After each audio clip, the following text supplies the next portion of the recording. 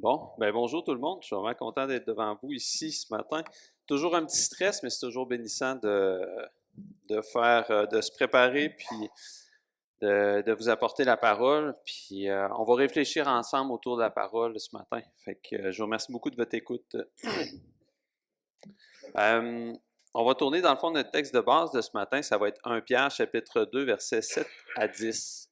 Fait que si vous voulez garder un doigt sur ce passage-là de ce matin, dans le fond, on fait une étude sur la première lettre de Pierre. Fait on a vu grosso modo, vraiment grosso modo, là, la dernière prédication qu'on a élaborée sur la lettre de Pierre. C'est que Jésus est la pierre angulaire, c'est-à-dire la pierre principale d'un fondement qui est l'Église. Puis cette bâtisse-là, cet ouvrage-là, elle appartient à Christ. Puis c'est Christ qui en est le fondement. Fait que c'est ce qu'on a vu grosso modo. On va lire notre texte de base de ce matin, puis après ça, on va remettre ça dans les mains de Dieu.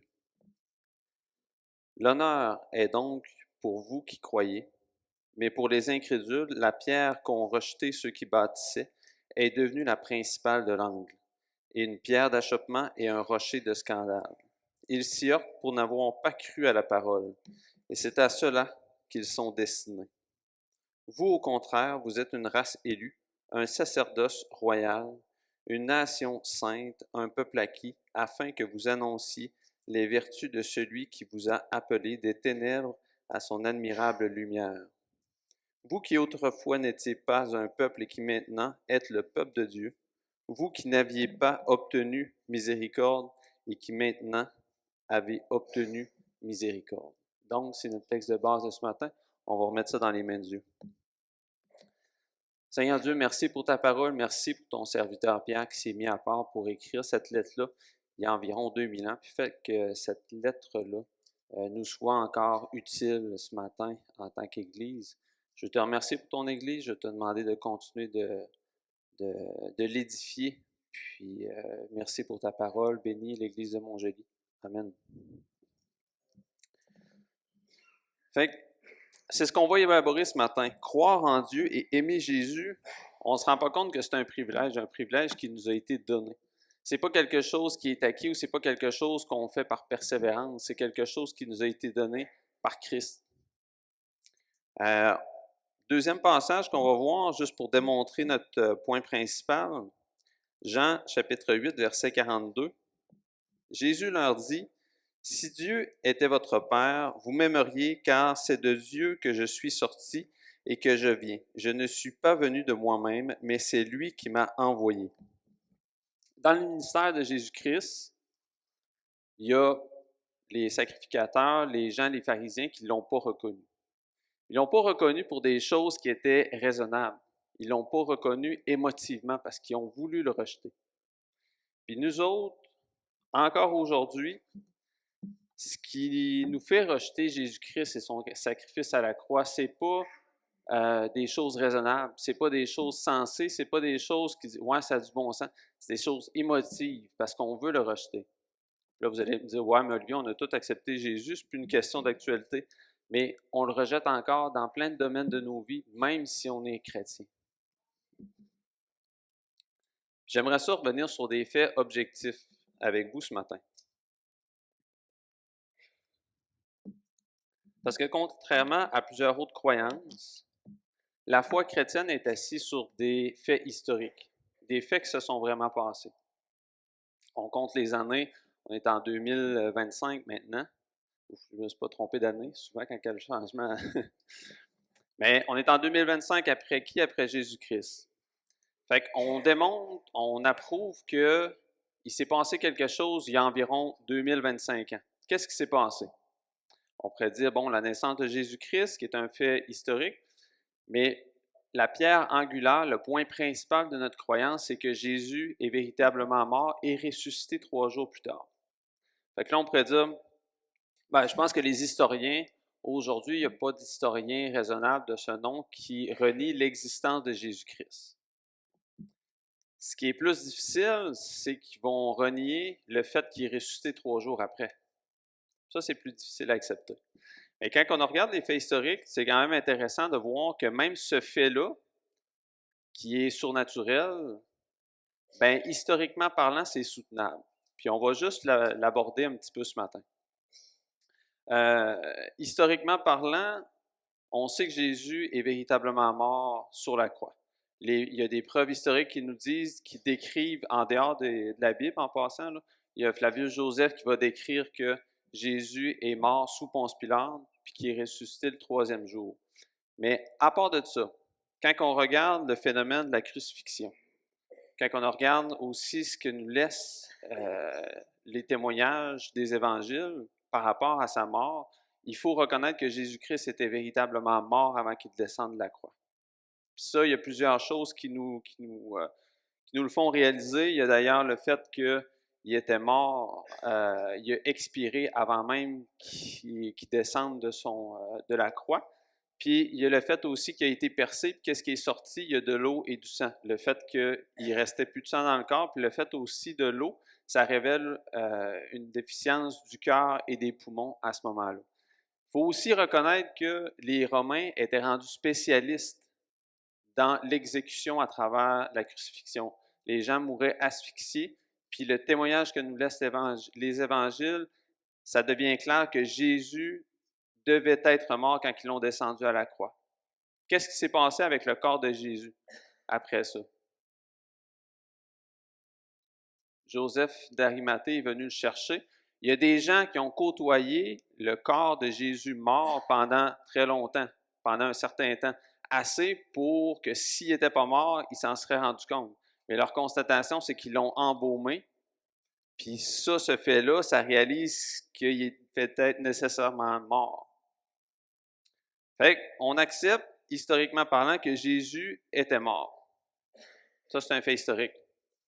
Deuxième des choses, qu'est-ce que la foi chrétienne nous apprend? C'est que là, 3 jours plus tard, il est ressuscité. Je suis infirmier, puis de base, les cadavres ne reviennent pas à la vie. Les gens morts restent morts. Okay? J'en ai côtoyé beaucoup, des gens décédés, puis les gens qui sont décédés restent morts. C'est pas habituel de voir quelqu'un revenir à la vie. Donc, comment est-ce qu'on fait pour le démontrer raisonnablement parlant? Ben, il faut que le tombeau soit vraiment vide, parce que ça a fait une révolte, ça a fait une révolution. Et si le tombeau, à cette époque-là, n'était pas vraiment vide, les Romains, qu'est-ce qu'ils auraient fait à ce temps-là? Ils auraient dit, OK, on va faire une grosse réunion, venez-vous-en, on va tasser la pierre, vous voyez, le cadavre de Jésus, il est vraiment là. Fait que ça leur aurait étendu l'espèce de rumeur qui disait qu'il était ressuscité. Donc, on a un deuxième fait historique, c'est que le corps n'était plus dans le tombeau. Parce que sinon, les Romains l'auraient exposé. Troisième des choses, le fait aussi des témoignages des premiers chrétiens. Les premiers chrétiens sont morts, se sont fait pourchasser, se sont fait torturer, se sont fait exécuter pour proclamer que Jésus était vraiment ressuscité. Si ça aurait été un mensonge, la gang s'est fait exécuter pour dire que Jésus-Christ était véritablement ressuscité. Il y en aurait au moins un de la gang qui aurait dit « Hey, c'est une joke, c'est pas vrai. » Hey, ils sont tous morts pour cette vérité-là. Fait que ce que je veux vous amener aussi, c'est qui les premiers témoins du tombeau vide? Les femmes. Les femmes aujourd'hui, légalement parlant, sont reconnues aussi bien que les hommes, puis avec justice. Bon, avec justesse, c'est correct, sauf qu'à cette époque-là, une femme qui témoignait à la cour avait aucun poids. Ça avait le poids d'un enfant, c'était pas reconnu. Fait que si les évangiles proclament que les premiers témoins, c'est des femmes, pourquoi proclamer ça? C'est pas une source fiable. Si on proclamait ça, c'est parce que les évangiles proclament qu'est-ce qui s'est réellement passé. Parce que dans ce temps-là, tu prends pas, si tu veux inventer une histoire crédible, tu prends pas des femmes comme premiers témoins. Mais aujourd'hui, on est capable de constater que s'ils ont utilisé les femmes comme premiers témoins, c'est donc nécessairement que ce qu'ils relatent comme fait historique, c'était justement parce que c'était la vérité. Fait qu'on est devant un fait aujourd'hui, que l'histoire, que les sciences modernes que la philosophie, et etc., nous apprend que c'est probablement ce qui s'est réellement passé. Qu'il y a un homme qui s'est proclamé fils de Dieu, qui est venu, il y a environ 2000 ans, qui est mort, puis qui est ressuscité le troisième jour, puis qui a dit, si vous croyez en moi, je vais vous donner la résurrection et la vie, parce que je suis la résurrection et la vie. Ou c'est un fou, ou il est véritablement ce qu'il dit d'être. Puis, il a non seulement dit qu'est-ce qui était la résurrection et la vie, mais il l'a démontré par son action. Fait que qu'est-ce qu'on fait avec cette vérité-là aujourd'hui? Est-ce qu'on proclame comme les pharisiens de l'époque, puis qu'on dit, bof, c'est probablement pas vrai? Ou on s'attache à cette vérité-là comme étant la seule vérité viable de ce monde-ci?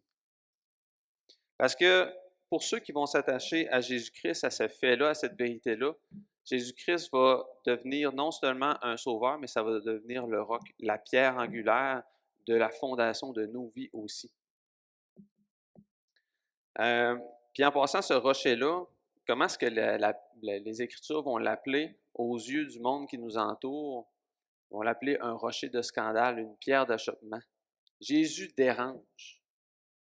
Si on dit « Ah, je crois en Dieu », ça peut passer. Si on dit « Ah, je crois en Jésus-Christ », mais le nom de Jésus, c'est plus difficile, on dirait, à accepter. Je pense que les Jeux olympiques, je ne sais pas si vous avez écouté les Jeux olympiques d'été de cette année. On en a parlé quand c'est sorti, mais le spectacle d'ouverture, on en a discuté, mais on ne discutera pas, bon, le phénomène social, mais il y a quand même quelque chose d'intéressant à retirer de ça. C'est qu'est-ce qu'ils se sont moqués de Mohamed ou de Krishna, le dieu des hindous? Jésus-Christ. Pourquoi Jésus-Christ? Ça dérange. Jésus dérange. Puis Jésus dérange, même si ça fait 2025 ans qu'il est venu sur la terre, Jésus dérange. Pourquoi? Bien, les Écritures nous disent qu'il est un scandale. Parce qu'il met en lumière nos vies. Il met en lumière qu'est-ce que nous autres, on est réellement sans Christ. Jésus qui a été rejeté par les hommes a été choisi par Dieu pour sauver ce qui était perdu. Puis en passant, c'était prophétisé dans Ésaïe, puis dans les psaumes, psaume 118 entre autres, c'était prophétisé qu'il allait déranger, puis qu'il allait être rejeté. Puis savez-vous quoi? Le monde n'est pas différent de ce qu'on était il y a 2000 ans. On continue de le rejeter activement, à moins que Dieu nous ouvre les yeux. On va continuer de rejeter Jésus-Christ, même s'il est venu pour nous sauver. 1 Corinthiens, chapitre 1, versets 23 et 24. C'est un texte que j'utilise souvent, mais je trouve tellement qu'il est bon, comme plusieurs autres textes. Je vous lis ça. « Nous prêchons Christ crucifié. Scandale pour les Juifs et folie pour les païens, mais puissance de Dieu et sagesse de Dieu pour ceux qui sont appelés tant juifs que grecs. » C'est un scandale, c'est quelque chose qui dérange, mais continuons de le proclamer, parce que c'est la seule solution que l'humanité a. Le rocher de scandale était prophétisé dans l'Ancien Testament, puis c'est devenu une réalité en Jésus-Christ. La première fois que Jésus a parlé de son peuple, de son Église, c'est en Matthieu chapitre 16, puis il utilise un vocabulaire qui fait référence à la construction. Jésus va édifier son Église. Il va l'édifier avec quoi? Avec des pierres vivantes que nous sommes. Puis il va nous utiliser pourquoi? Est-ce que parce qu'on est des pierres si parfaites, si pures? Non, mais il va nous utiliser, puis on va le voir tantôt. Puis en passant, il y a un phénomène vraiment particulier, ben pas particulier, mais il va nous utiliser malgré nos divergences d'opinion. Je ne sais pas si jamais ça vous est déjà arrivé d'avoir un malentendu ou de ne pas être d'accord avec un frère ou une sœur en Christ. Soyons honnêtes, ça nous arrive, hein? Ben, savez-vous quoi? Même si on n'est pas d'accord, même si des fois on s'aime pas par occasion, puis ça, ben Christ décide quand même de faire son œuvre parfaite en nous. En nous, c'est en nous autres. L'édifice de l'Église en général peut nous sembler faible, impur, corrompu. Puis, je parle pas de l'Église à Montjoli, là. Je parle de l'Église en général, quand on regarde qu'est-ce qui se passe, puis tout ça, on peut dire, on peut être révolté par qu'est-ce qui se passe à l'Église, dans les Églises. Sauf que ça ne veut pas dire que Christ ne fait pas son œuvre parfaite. Il fait son œuvre étrange et parfaite dans des êtres imparfaits. Puis ça, c'est une des bénédictions que peut nous laisser Jésus-Christ pour son témoignage. Parce que si vous vous regardez comme moi je me regarde des fois, on est imparfait. Mais Christ fait son œuvre parfaite dans des gens bien imparfaits comme vous et moi. Il y a une unité en Jésus-Christ qui dépasse les époques, les continents, les épreuves, les malentendus. C'est Christ qui est la tête. Puis ça, il faut le réaliser. Parce que notre dénominateur commun, c'est Jésus-Christ. Nous sommes différents. On peut percevoir l'Église comme un échec, même à l'occasion. Puis, je pense que le COVID, la crise du COVID qu'on a passée peut nous laisser certaines indications de ça parce qu'on a été très polarisés. Puis, il y a des gens qui ont dit « Ah, l'Église me déçut. Tu sais, pas l'Église, comme je disais nécessairement de Montjoli, mais l'Église en général me déçut. On aurait dû faire telle chose, mais qu'on soit d'accord ou pas avec cette idée-là, il reste qu'on peut voir qu'on a des opinions divergentes. Mais si on s'attarde sur ça, ben, on ne voit pas l'œuvre de Christ. Mais à travers toutes nos divergences d'opinion, à travers tout ça il me semble que le frère n'a pas raison, il me semble que c'est moi qui ai raison, ou l'inverse ou vice-versa, bien, Christ fait son œuvre parfaite là-dedans. Nous sommes un peuple, un sacerdoce royal. Nous sommes des sacrificateurs faisant partie de la royauté. Dans l'Ancien Testament, il y avait soit des prêtres, soit des rois. Tu ne pouvais pas être les deux. Mais en Jésus-Christ, on est fils et filles d'adoption en lui, puis on peut être sacrificateur et roi. C'est intéressant quand on regarde la religion catholique, pour que le prêtre pratique la Sainte Seine, le dernier repas, fallait qu'il soit habillé des habits sacerdotaux, qu'ils appellent.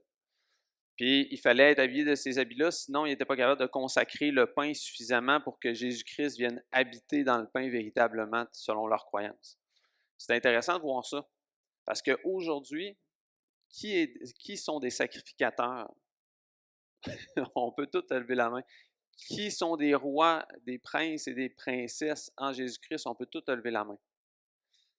Est-ce qu'on a besoin de porter des habits? Est-ce qu'on a besoin de se consacrer, de se purifier avec de l'eau bénite ou quoi que ce soit pour avoir accès à cette présence-là en Jésus-Christ? On n'a plus besoin de ça. Cette espèce de religiosité qui était présente dans l'Ancien Testament, puis qui était présente dans d'autres religions, que ce soit le catholicisme, maintenant, on a accès à cette présence-là en tout temps en Jésus-Christ. Exode chapitre 19, verset 6. Vous serez pour moi un royaume de sacrificateurs et une nation sainte. Voilà les paroles que tu diras aux enfants d'Israël, à son peuple. Et maintenant, aujourd'hui, en Jésus-Christ, cette prophétie-là est réalisée. On est une nation sainte, un peuple de sacrificateurs. Plusieurs sociologues ont parlé de complexe du moi aujourd'hui dans la société moderne. On insiste aussi, je ne sais pas si jamais vous entendez parler comme ça dans vos milieux. Hey, pense à toi, fais attention à toi. Ce qui est important, c'est toi, tes projets. Tu sais, c'est comme le cocon, c'est le moi. Il faut faire vraiment attention à nous autres. Les autres, en deuxième plan, mais nous autres en premier plan, tes projets. Fais attention à toi, brûle-toi pas trop, etc. Mais ce qui est particulier, c'est que quand on regarde la personne de Jésus-Christ, est-ce que lui a fait attention à lui? Il s'est donné. Puis à la même exemple de notre Sauveur, il nous appelle aussi à nous aimer les uns les autres comme quoi? Comme lui nous a aimés. Fait qu'il ne faut pas ignorer que nous avons été rachetés pour servir les autres à l'image de notre Sauveur. Puis là, dans notre pensée sociale d'aujourd'hui, on pourrait dire, ouais, mais Olivier, tu as beau me dire ça, mais qui va faire attention à moi? Qui va prendre soin de moi? Dieu va le faire. Christ va le faire. En passant, très rarement selon la façon que nous autres, on prendrait soin de nous. Mais ayons confiance que Christ va s'en occuper, Christ va s'occuper de nous autres. Mieux que des fois, on pourrait s'occuper de nous. On va reprendre notre texte. On va juste lire les versets 9 et 10. Vous, au contraire, vous êtes une race élue, un sacerdoce royal, une nation sainte, un peuple acquis, afin que vous annonciez les vertus de celui qui vous a appelé des ténèbres à son admirable lumière. Vous qui autrefois n'étiez pas un peuple et qui maintenant êtes le peuple de Dieu, vous qui n'aviez pas obtenu miséricorde et qui maintenant avez obtenu miséricorde. C'est particulier, hein? On est une race élue, un sacerdoce royal. Est-ce que Dieu choisit son monde en fonction de nos qualités, en fonction de... Ouais, non, puis une chance, hein? Sinon, on pourrait dire, ouais, cette personne-là, ouais. Quand je regarde Pasteur Clermont, il me semble qu'il est baraqué, ça doit être pour ça que Dieu l'a choisi. En tout cas, contrairement à moi, mais là, quand je regarde que j'ai été choisi, ça doit pas être le dénominateur commun, fait que là, j'essaie de... Mais c'est vraiment intéressant parce que quand on regarde Romains 9, Dieu nous a élus, Dieu nous a choisis. C'est vraiment particulier. C'est particulier, puis ça peut être dérangeant quand on entend ça. Parce que là, si tu dis, si il nous a choisis, nous autres, ça veut dire qu'il a obligatoirement choisi des gens pour la perdition éternelle. Fait que là, ça devient difficile à comprendre. Puis j'ai lu les commentaires, puis la façon réformée, puis la façon que Pasteur Luc nous l'a transmis à travers la 1689, ce que je trouvais intéressant, c'est qu'on est tous élus pour la perdition éternelle. On est tous destinés à la perdition éternelle. Puis Dieu a décidé d'aller dans rescaper. Pourquoi est-ce qu'il n'a pas rescapé tout le monde? Pourquoi ça fait partie des mystères de Dieu? Puis laissons Dieu être Dieu dans ces questions-là. Sauf que nous autres, qu'est-ce qu'on a à comprendre de ça? C'est sa grâce et son amour immérité. C'est des choses auxquelles il faut s'attacher. On a été choisi. Pourquoi? La réponse n'est pas en nous. Regardons à Dieu, par exemple. On va lire Deutéronome chapitre 7, versets 7 et 8. Ce n'est point parce que vous surpassez en nombre tous les peuples que l'Éternel s'est attaché à vous et qu'il vous a choisi, car vous êtes le moindre de tous les peuples, mais parce que l'Éternel vous aime, parce qu'il a voulu tenir le serment qu'il avait fait à vos pères, l'Éternel vous a fait sortir par sa main puissante, vous a délivré de la maison de servitude, de la main de Pharaon, roi d'Égypte. Ici, le contexte est vraiment par rapport aux Juifs qui ont été exemptés de la servitude de Pharaon, mais le passage vous a délivré de la maison de servitude. On était asservis au péché, puis Dieu nous en a délivrés.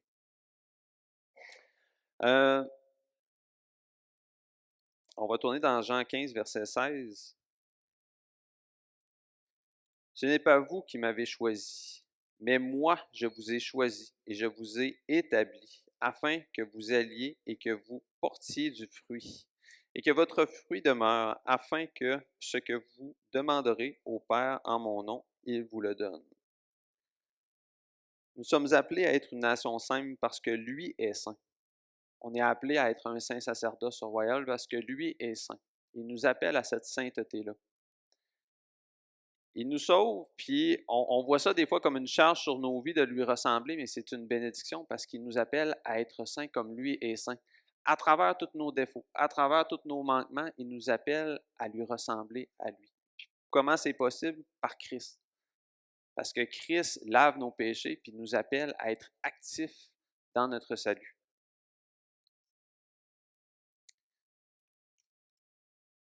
Nous sommes son peuple, il nous a rachetés avec son sang. On ne s'appartient plus à nous autres mêmes. Ça, des fois, c'est une vérité qui peut faire ouch un petit peu. Parce que, comme le répète à l'occasion Pasteur Clermont, on accepte tout assez bien la vérité en tant que croyant que Christ est notre sauveur. Mais que Jésus-Christ soit notre Seigneur, qui s'amène à gérer notre vie, qui nous dit « Hey, telle affaire de ta vie », qui met en lumière des choses de notre vie. Des fois, pas tout le temps le fun de se faire dire ça. Mais ça n'empêche pas que c'est la destinée à laquelle que Christ nous appelle à constater qu'il vient gérer nos vies aussi. Puis, pourquoi est-ce qu'il pourrait faire ça? On pourrait dire, ouais, mais Seigneur, c'est ma vie, là. Je suis content là, que tu as fait tes choses spirituelles, là, mais laisse-moi gérer ma vie. Mais on lui appartient, puis c'est quand on regarde le sacrifice à la croix, qu'est-ce qu'il a fait pour nous, qu'on comprend aussi qu'on ne s'appartient plus. Parce que Jésus-Christ a payé le prix fort. Le salut est gratuit en passant. Il est gratuit pour vous et moi. On peut l'accepter. C'est quelque chose de gratuit, sauf qu'il n'a pas été gratuit pour Jésus-Christ, par exemple. Il a payé le prix fort et il a porté le fardeau pleinement pour nous sauver. Tu sais, quand on dit que le salut était gratuit, il est parfaitement gratuit pour toute personne qui veut s'approcher de Jésus-Christ. Sauf que Christ a payé le prix fort. Dieu a payé le prix fort, il a donné son Fils, puis Christ a payé le prix fort en donnant sa vie pour nous. Fait à l'image d'un esclave, Christ nous a rachetés. On est rendu esclave de Christ. Puis notre vie est vouée à lui, corps et âme. Puis des fois, c'est pas toujours facile de se faire dire ça. Mais si je comprends bien l'Évangile, si je comprends bien le salut, si je comprends bien le sacrifice de Christ à la croix, ça devient comme une obligation de se donner corps et âme à lui. Pas par religiosité ou pas par comparaison. Ah, tu as fait telle affaire, moi je vais en faire plus, puis tout ça. C'est pas une compétition. C'est qu'est-ce qu'il nous a donné en lui. C'est une volonté qui doit nous habiter parce que lui nous a donné cette volonté-là. Puis pourquoi? Parce que lui nous a acquis. Quand on regarde, des fois, on pourrait dire « Ah ouais, moi je suis prêt, Olivier, puis let's go, on va y aller. » Mais quand on regarde, on serait-tu vraiment prêt? Parce qu'il y a des chrétiens encore aujourd'hui qui payent de leur vie leur foi chrétienne. Nous autres, je pense qu'on est quand même euh, bénis pour ça, qu'on habite dans un pays qui nous laisse pour le moment encore. C'est sûr qu'il y a encore il y a de plus en plus de contraintes. Sauf que si jamais on serait, limité dans notre foi, est-ce qu'on la pratiquerait encore ou on mettrait ça de côté? Une question que je me pose et que je vous pose. Pour revenir à notre texte, de tout temps, on va essayer d'appartenir à un groupe. Les êtres humains ne sont pas faits pour vivre en tant qu'électrons libres, pour vivre tout seul. Bien que des fois, ça fait du bien d'être tout seul. Puis on est rendu là, moi puis Sarah Maud, pas d'être tout seul, inquiétez-vous pas. Mais on est rendu là, moi puis Sarah Maud, dans le sens qu'on court les activités parentales. Là, Joab a commencé à faire le soccer intérieur puis ça, puis on est rendu des parents d'estrade. On suit nos enfants dans les activités. C'est béni, puis on rencontre aussi des gens, puis j'ai rencontré le parent d'un autre petit garçon qui joue au soccer avec Joab. Puis, il exprimait, il vient d'un background, le papa vient d'un background catholique, puis il a déménagé ici, puis il retrouve plus, il était catholique pratiquant, il retrouve plus la force de la communauté. Il dit, fait que là, on a vraiment échangé, on a vraiment eu un bon temps sur notre foi. Mais il dit, ah, ben, tu sais, je m'implique il est dans le club de natation des Dauphins de Rimouski, ils sont jeunes, puis il dit, je retrouve un peu cette vie-là de communauté, mais tout, je fais juste exprimer cet exemple-là parce que tous les êtres humains sont en recherche d'une vie communautaire, sont en recherche d'une vie de corps. Puis en Christ, ça nous a été donné. Fait qu'on s'aime ou pas, on est de la famille. Il y a tout le temps un mononcle ou deux qu'on aime moins, mais je veux dire, fait que si c'est moi le mononcle que vous aimez moins, je suis désolé, mais on est dans la même famille. Euh, Puis il y a quelque chose qui clash de plus en plus dans notre société, c'est que je pense que l'histoire peut nous laisser des beaux exemples de c'était quoi une vie communautaire. C'était quoi un projet de groupe. Regardez la Deuxième Guerre mondiale, qu'est-ce qui s'est passé? Il y a véritablement des gens qui se sont engagés pour défendre leur pays. Ils se sont engagés au risque de leur vie, puis il y en a beaucoup qui ont perdu leur vie pour l'idée de la patrie. Aujourd'hui, c'est sûr qu'il y a l'armée, là, puis il y a des gens qui sont engagés dans l'armée, mais aujourd'hui, si on ferait du porte-à-porte, puis on dirait, venez-vous-en, vous avez plus qu'une chance sur deux de mourir, mais venez-vous-en pour défendre votre pays. Sincèrement, là, je suis pas sûr que ça serait très populaire, ça ferait l'unanimité. Il y a quelque chose qu'on a perdu, c'est quelque chose qui se vivait dans le temps, l'amour de la patrie, l'amour du pays, puis de défendre son pays. Mais aujourd'hui, qu'est-ce que ça veut dire? Fait que, tu sais, on voit que le communautaire, l'esprit de groupe a changé aujourd'hui.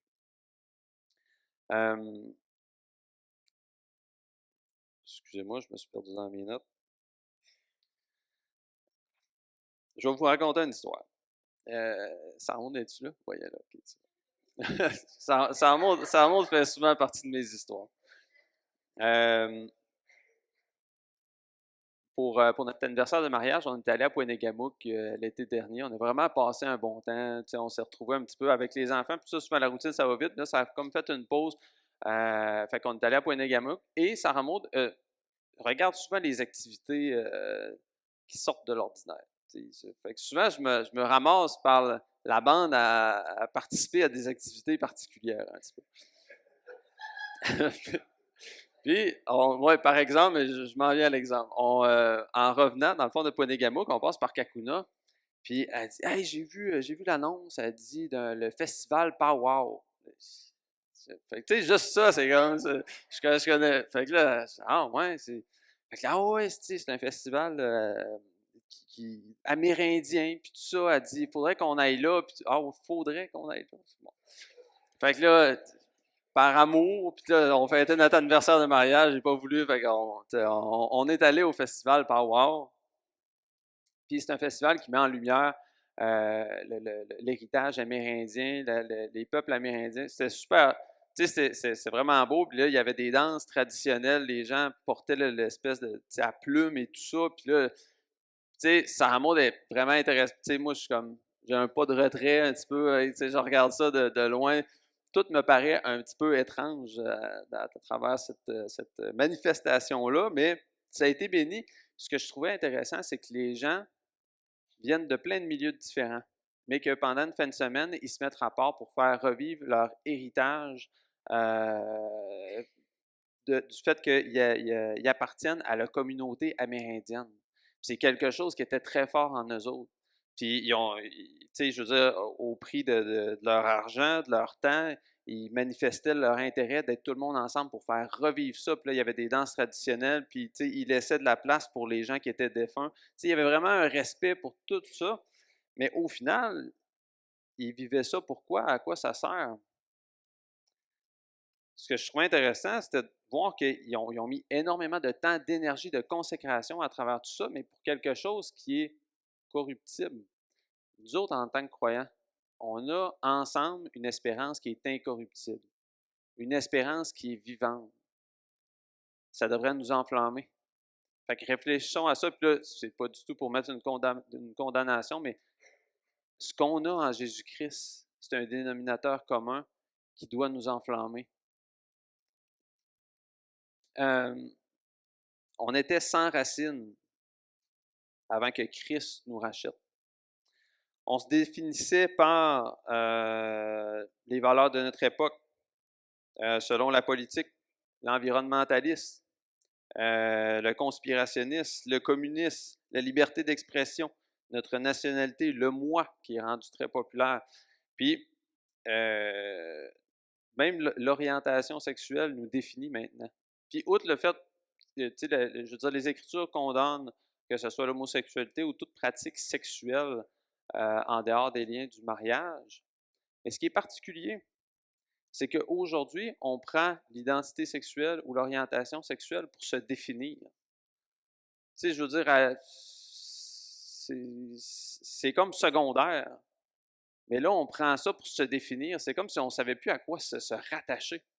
Là, tu sais, je ne veux pas parler nécessairement de l'orientation sexuelle, mais Pourquoi qu'aujourd'hui, c'est ce qui nous définit, c'est ce qui définit plusieurs personnes, premièrement. Il n'y a rien de plus profond qui définit une personne. C'est quand même particulier.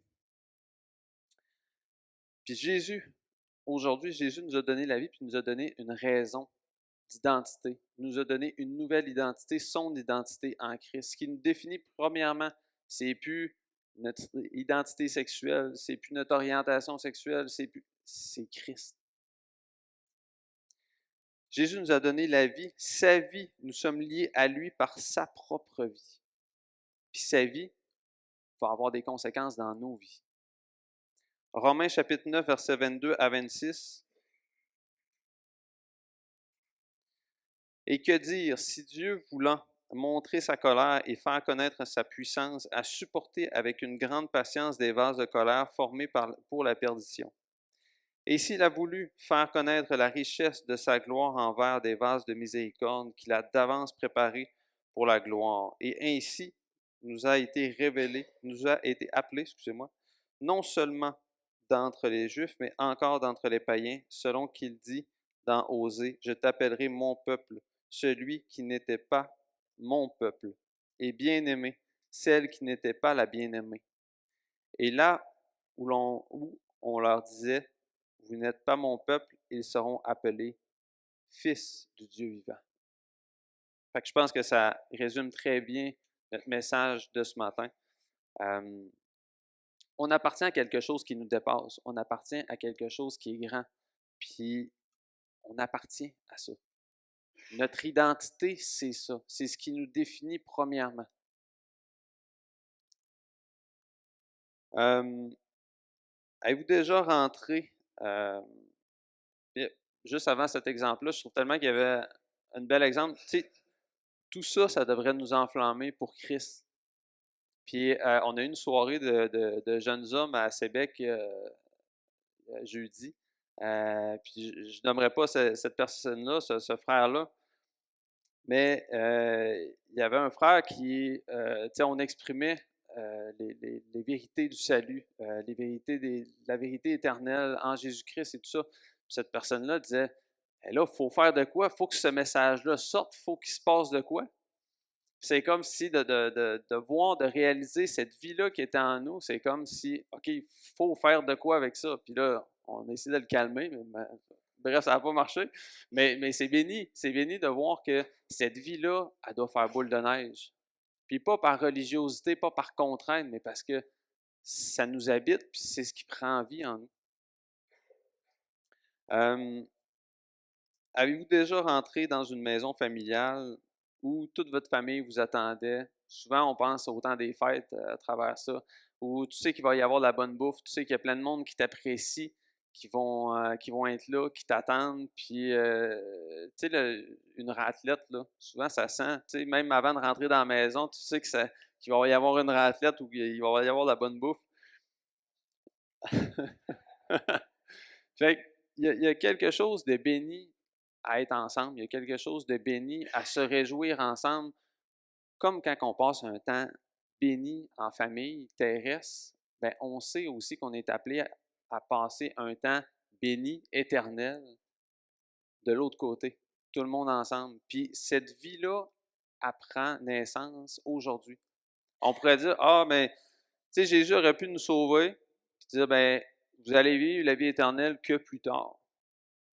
Mais apprend effet aujourd'hui. Aujourd'hui, on est capable de vivre de ces choses-là, que ce soit un temps béni entre frères et sœurs, que ce soit peu importe qu'est-ce qu'on vit en Église, faisons-le ensemble parce qu'on vit des choses, c'est comme des petites étincelles, des petits aperçus de qu'est-ce que ça va être la vie pleinement plus tard ensemble en Christ.